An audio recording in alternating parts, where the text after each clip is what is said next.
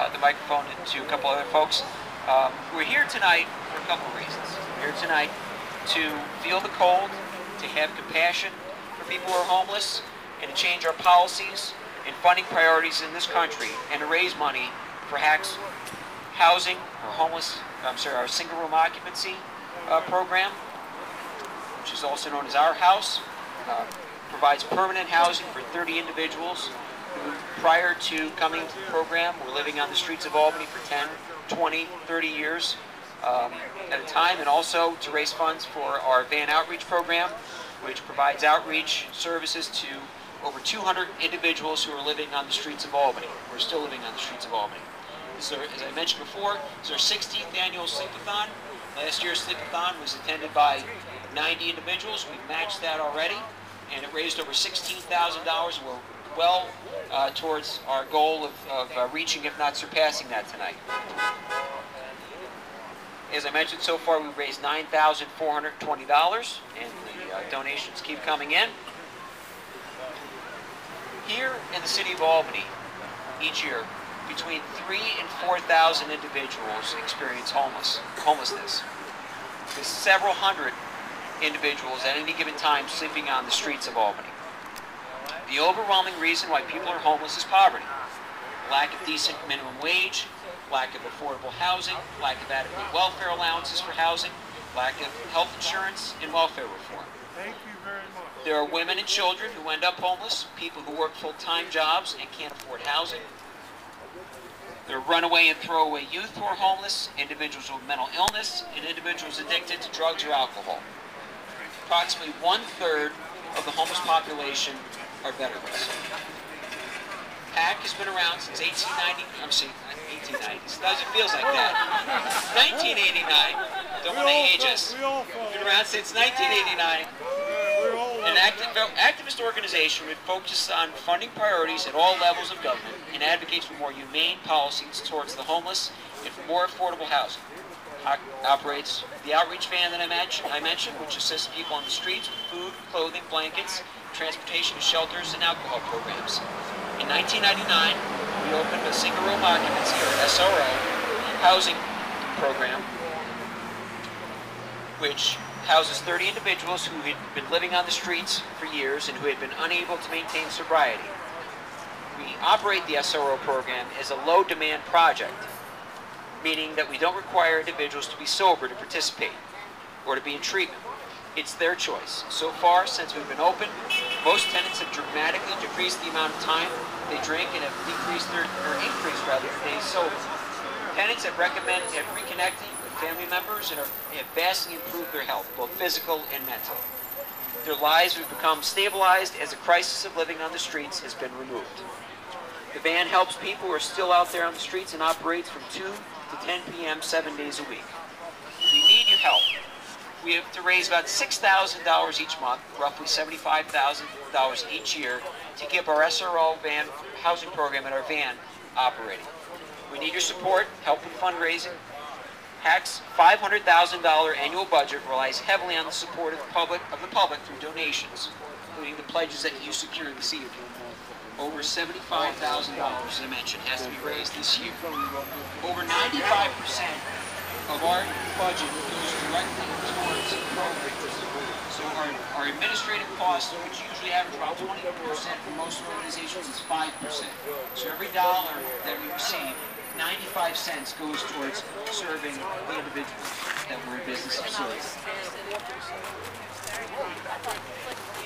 I'd like for a moment to hand it over right now to Julie Nimos, who's our SRO program manager. She's going to elaborate a little more on the budget cuts that I had mentioned.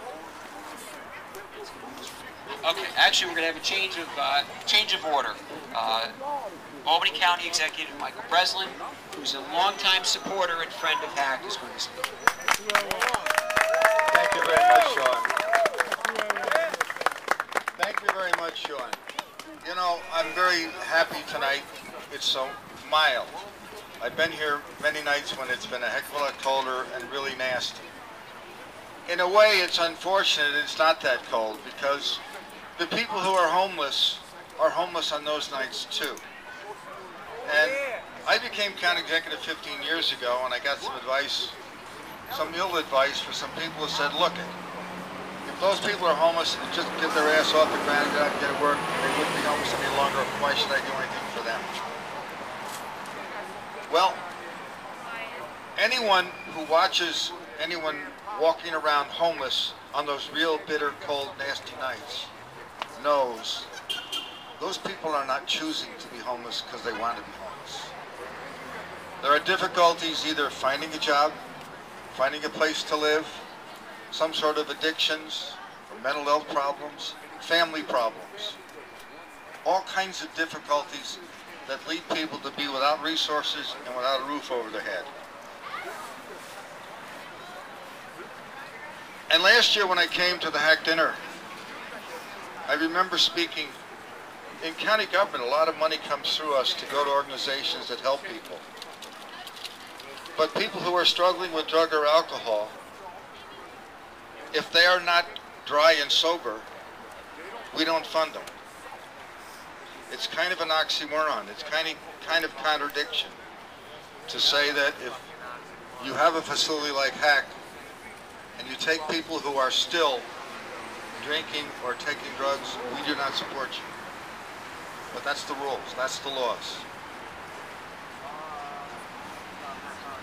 You people tonight, raising the money, are closing those kind of gaps so that Hack can continue to serve those kind of people. We need, and we try through the county to support you in many other ways. But don't for a second think that you don't make a difference. It's not simply raising the money, but when you go about wherever you are, whether it be school, work, and I know I see over here Brian Horstmeyer's a county legislator. When you go to the legislature, have your eyes open and your ears open and make other people aware of the plight of the homelessness, of how many of them there are. Over 40 years ago, I went to Vietnam as a young man, and I watched kids get shot up, killed, and I know a lot of the guys that I served with.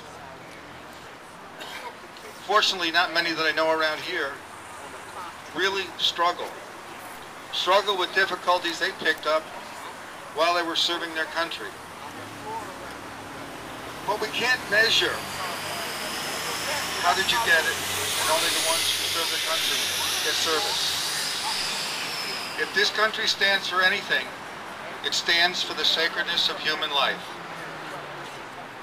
And not just my human life, or your human life, all of them.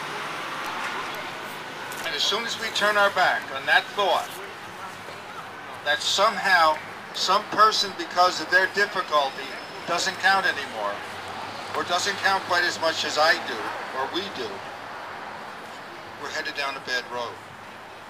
There are people who struggle with difficulties. They struggle because they have those difficulties. We need to help them. We don't need to moralize and pass judgment and tell them, if you'd only get up and do the right thing, you'd be all right. Because if they... Go ahead. We have to help one another. We have to recognize that when you pick up the paper, to create opportunities for those who are jobless, to get training. And we need all to do that. But we cannot turn our backs on those people who need our help. So I salute you all for coming here. It is important that we do this. It's important that we raise the money, that we raise the awareness of people, all of the people, of the plight of those people who are homeless. Because as I said, when you see the real cold nights, you know darn well those people are not there by choice. They're there because they have no other place to go. Thank you all for coming, and thank you for allowing me to say a few words. And thank you for your support for the Homeless Action Committee. And thank you, Sean. Thank you, Michael. Thank you. I'd like to call upon Julie Ramos, who is the program manager for our single room occupancy program. Julie's going to talk, elaborate a little bit more on the budget cuts that I mentioned and what you can do to help stop them. Julie? Hi, I just